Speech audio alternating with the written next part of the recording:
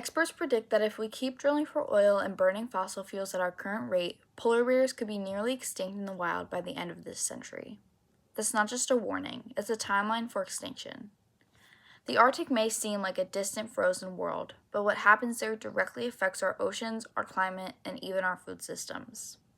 The Arctic is one of the most fragile environments on Earth, home to polar bears, whales, caribou, seals, and countless other species that depend on the ice to survive.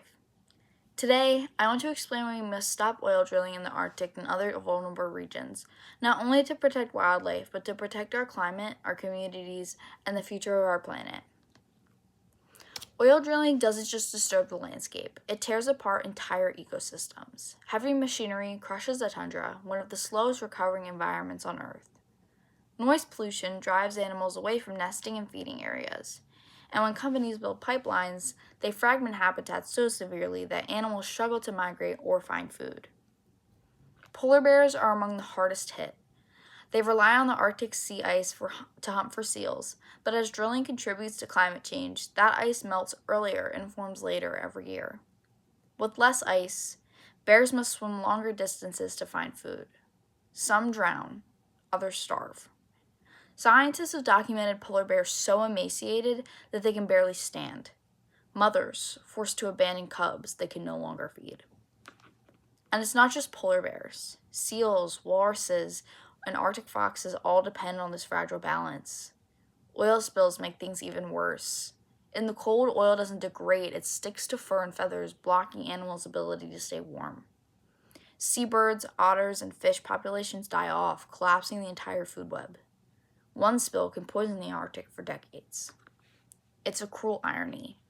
The animals most adapted to the cold are dying because of the heat our drilling creates. Despite these dangers, new drilling projects are still being improved. The Trump administration has moved to open over 1.5 million acres of Alaska's Arctic National Wildlife Refuge for oil and gas exploration. The first time in U.S. history, the sacred area has been targeted for industrial development. The Arctic Refuge isn't empty land. It's one of the most biodiverse regions in the Arctic, serving as a critical calving ground for the porcupine caribou herd, home to nesting migratory birds, and one of the last remaining safe denning areas for polar bears.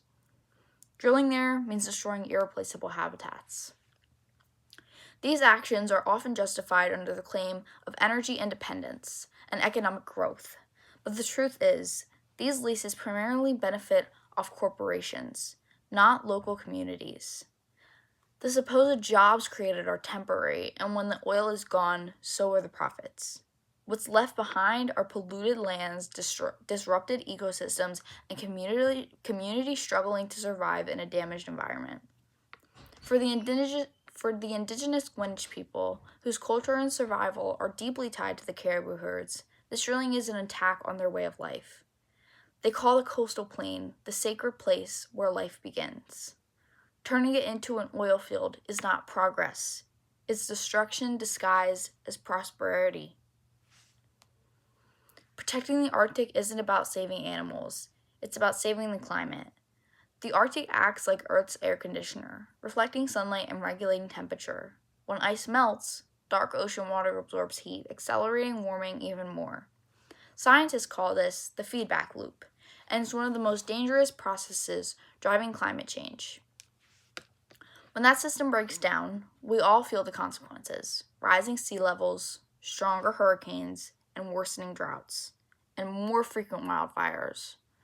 What happens in the Arctic doesn't stay in the Arctic. It comes home to all of us.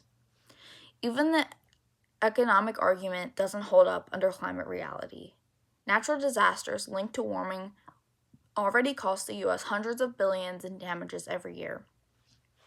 By drilling more oil instead of investing in renewable energy, we're making the problem and the cost worse. Beyond economies and politics, this is a moral issue. What kind of species are we if we knowingly destroy others for profit? Polar bears, whales, and countless Arctic animals can't defend themselves, but we can defend them. Protecting these creatures is about preserving balance, compassion, and responsibility. Indigenous communities have lived in harmony with the Arctic for thousands of years, respecting its rhythms and limits. Oil drilling erases the relationship in the span of a few decades. Protecting the Arctic is about more than saving wildlife. It's about standing for justice, for culture, and for a sustainable human future.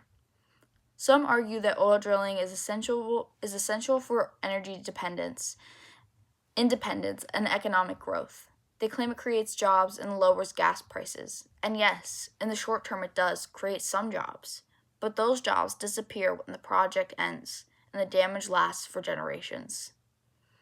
Oil markets are also global. Drilling in Alaska won't meaningfully lower gas prices for American families.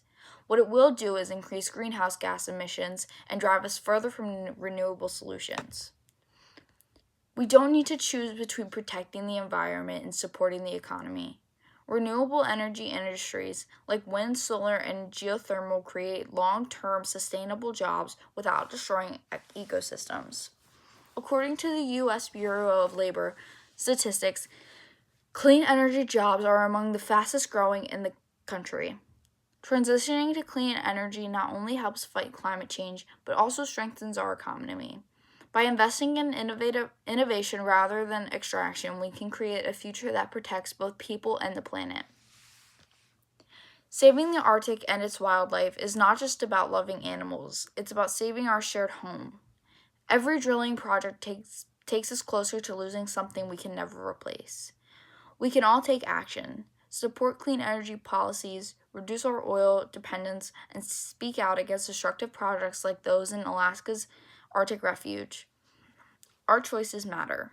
If we act now, there's still time to protect the Arctic and all who depend on it.